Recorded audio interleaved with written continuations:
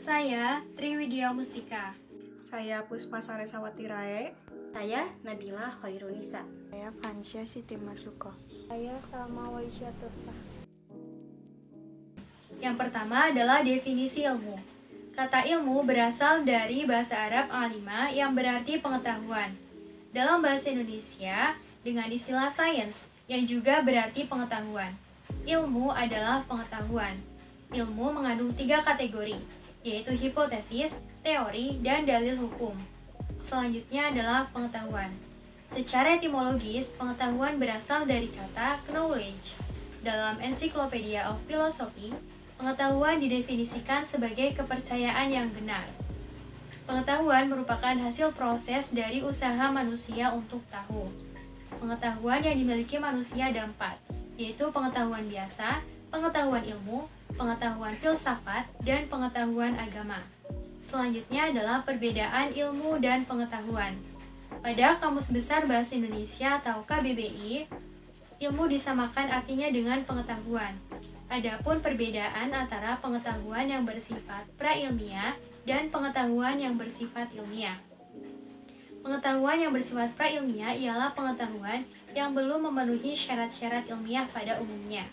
Sedangkan pengetahuan ilmiah adalah pengetahuan yang harus memenuhi syarat-syarat ilmiah. Adapun syarat-syarat yang dimiliki oleh pengetahuan ilmiah adalah sebagai berikut. Yang pertama, harus memiliki objek tertentu, objek formal dan material. Yang kedua, harus bersistem. Yang ketiga, memiliki metode tertentu. Dan yang keempat, sifatnya umum. Pada dasarnya, pengetahuan berbeda dengan ilmu dilihat dari sifat sistematisnya dan cara memperolehnya. Dalam perkembangannya, pengetahuan dengan ilmu bersinonim arti. Sedangkan dalam arti material, keduanya memiliki perbedaan. Dari hal tersebut, maka dapat diketahui bahwa ilmu itu adalah sebuah pengetahuan yang berobjek, bersistem, bermetode, dan bersifat universal. Setiap ilmu pasti adalah pengetahuan, namun tidak semua pengetahuan itu adalah ilmu. Perkembangan IPTEK. Ilmu pengetahuan berkembang melangkah bertahap menurut dekade waktu dan menciptakan zamannya. Diuraikan oleh Surajio tahun 2004, ada 6 zaman, yaitu 1. Zaman pra-Yunani kuno. Pada masa ini, manusia masih menggunakan batu sebagai peralatan. Karena itu, zaman pra-Yunani kuno disebut zaman batu yang berkisar antara 4 juta tahun sampai 20.000 tahun. Pada zaman ini, kehidupan sehari-hari didasarkan pada pengalaman, dan pengalaman tersebut diterima sebagai fakta, kemudian dihubungkan dengan kekuatan magis. Yang kedua, zaman Yunani kuno. Yunani pada masa ini dianggap sebagai gudang ilmu filsafat, karena bangsa Yunani pada masa itu tidak lagi mempercayai mitologi-mitologi.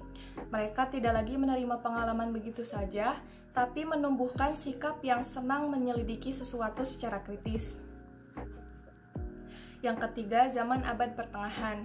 Hampir semua para ilmuwan pada masa ini adalah teolog, sehingga aktivitas ilmiah dikaitkan dengan aktivitas keagamaan.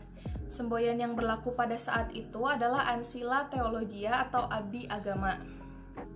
Yang keempat, zaman Renaissance.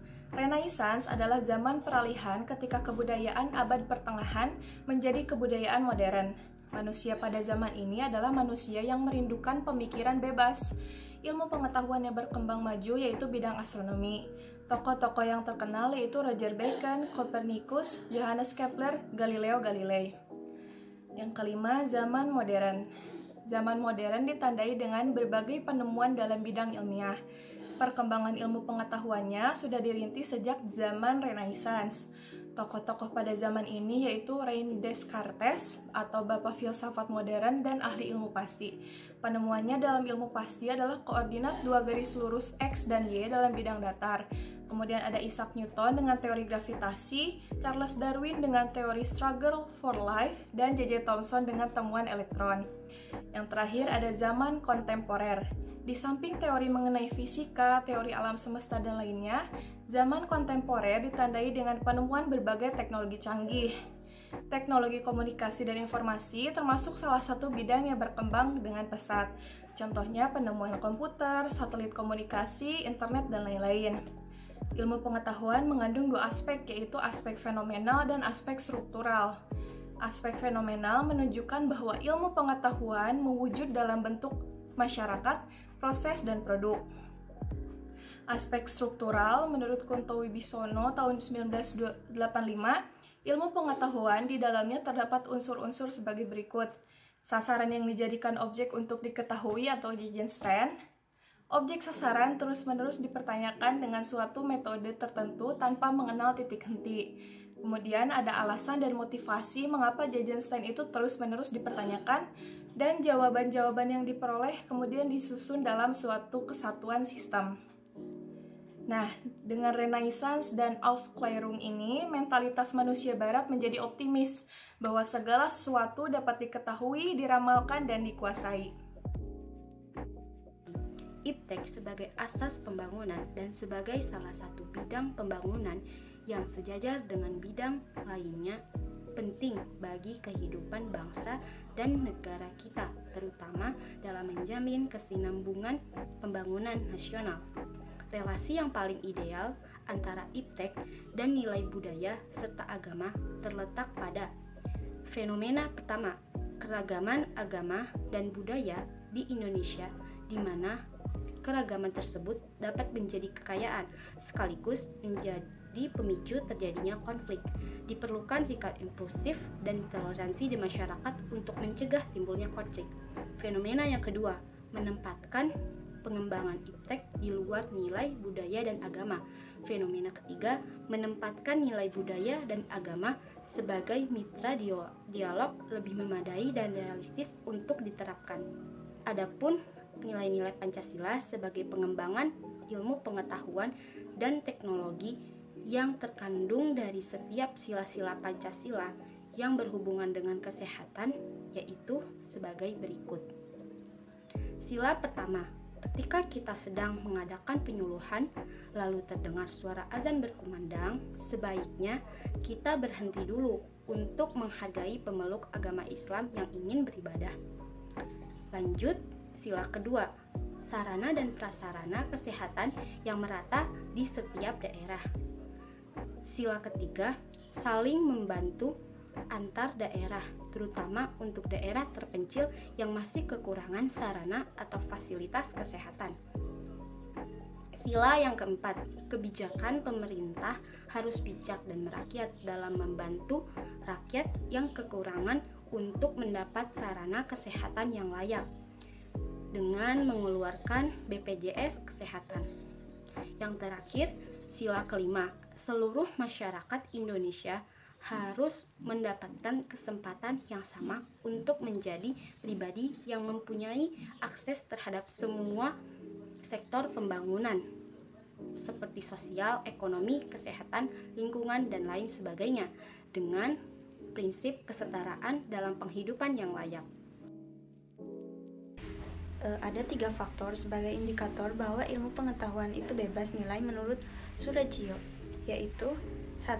Ilmu harus bebas dari pengandaian yakni bebas dari pengaruh eksternal seperti faktor politis, ideologi, agama, budaya, dan unsur kemasyarakatan lainnya. 2. Perlunya kebebasan usaha ilmiah agar otonomi ilmu pengetahuan terjamin. 3. Penelitian ilmiah tidak luput dari pertimbangan etis yang sering dituding menghambat kemajuan ilmu, karena nilai etis itu sendiri bersifat universal. Selanjutnya, kedudukan Pancasila sebagai landasan kebijakan pengembangan iptek menurut Sastra Prateja. Di antaranya, pengembangan ilmu pengetahuan harus menghormati keyakinan religius masyarakat, karena dapat saja penemuan ilmu yang tidak sejalan dengan keyakinan religius tetapi tidak harus dipertentangkan, karena keduanya mempunyai logika sendiri. Pengetahuan ditujukan bagi pengembangan kemanusiaan dan dituntun oleh nilai-nilai etis yang berdasarkan kemanusiaan. Iptek merupakan unsur yang menghomogenisasikan budaya, sehingga merupakan unsur yang mempersatukan dan memungkinkan komunikasi antar masyarakat. Prinsip demokrasi akan menuntut bahwa penguasaan iptek harus merata ke semua masyarakat, karena pendidikan merupakan tuntutan seluruh masyarakat. Lalu kesenjangan dalam penguasaan iptek harus dipersempit terus-menerus sehingga semakin merata sebagai konsekuensi prinsip keadilan sosial. Menurut sastra prateja, Pancasila sebagai landasan etika pengembangan iptek adalah A. Pengembangan iptek terlebih yang menyangkut manusia haruslah selalu menghormati martabat manusia. B. Iptek haruslah meningkatkan kualitas hidup manusia, baik sekarang maupun di masa depan. C. Pengembangan iptek hendaknya membantu pemekaran komunitas manusia, baik lokal, nasional maupun global. D. Iptek harus terbuka untuk masyarakat, lebih-lebih yang memiliki dampak langsung kepada kondisi hidup masyarakat. E. Hendaknya membantu penciptaan masyarakat yang semakin lebih adil. Konsep Pancasila sebagai nilai dasar perkembangan ilmu mengacu pada beberapa jenis pemahaman, di antaranya yaitu yang pertama, setiap ilmu pengetahuan dan teknologi yang dikembangkan di Indonesia haruslah tidak bertentangan dengan nilai-nilai yang terkandung di dalam Pancasila. Yang kedua yaitu setiap ilmu pengetahuan dan teknologi yang dikembangkan di Indonesia harus menyertakan nilai Pancasila sebagai faktor internal perkembangan ilmu pengetahuan itu sendiri. Yang ketiga yaitu nilai-nilai Pancasila berperan sebagai rambu normatif bagi pengembangan iptek di Indonesia, yang berarti mampu mengendalikan iptek agar tidak keluar dari cara berpikir dan cara bertindak dari bangsa Indonesia. Yang terakhir yaitu setiap perkembangan ilmu pengetahuan dan teknologi harus berasal dari budaya dan ideologi bangsa Indonesia, atau yang lebih dikenal dengan mempribumikan ilmu.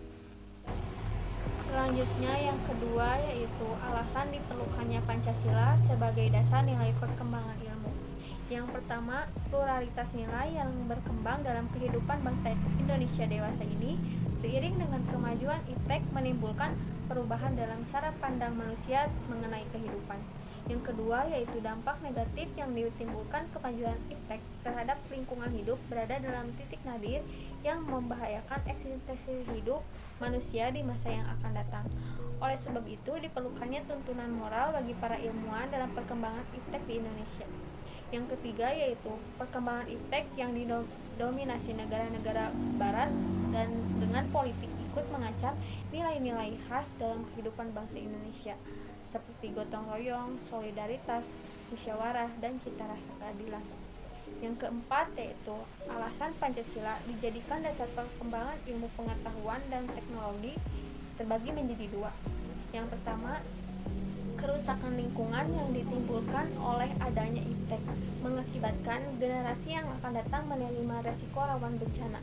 Yang kedua yaitu penggunaan benda-benda teknologi yang menggantikan peran nilai-nilai luhur. Yang terakhir yaitu gaya hidup global menggantikan nilai-nilai kearifan lokal. Selanjutnya yang ketiga yaitu dinamika dan tantangan Pancasila sebagai landasan perkembangan iptek. Tantangan terhadap Pancasila sebagai dasar pengembangan iptek di Indonesia terbagi menjadi 4. Yang pertama yaitu kapitalisme yang sebagai menguasai perekonomian dunia termasuk Indonesia. Yang kedua yaitu globalisasi yang menyebabkan lemahnya daya saing bangsa Indonesia dalam pengembangan iptek sehingga Indonesia lebih berkedudukan sebagai konsumen daripada produsen dibandingkan dengan negara-negara lain. Contohnya, sebagian masyarakat Indonesia lebih memilih pengobatan di luar negeri karena fasilitas dan teknologi medis di luar sana sungguh canggih.